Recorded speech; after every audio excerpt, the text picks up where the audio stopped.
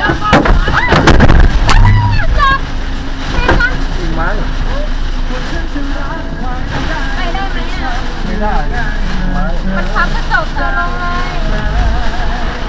เธอเบาๆกิ่งไม้โดนรถ โดนรถ อ่ะ สิ คันหลังมาไม่ได้อุ้ยกิ่งเบอร์ล่มเลย มันพัดเขาลงข้างทางแล้วเนี่ยรอก่อนดีกว่า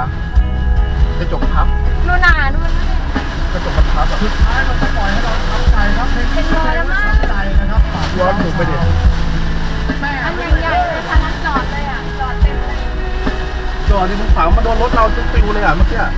ดีไม่คว่ำอ่ะหลบฝั่งนู้นจอดเป็นแถวอ่ะพายุมานะเมื่อกี้ เธออย่าจอดใกล้ต้นไม้ ไม่มีอ่ะ นี่ไงนู่นน่ะ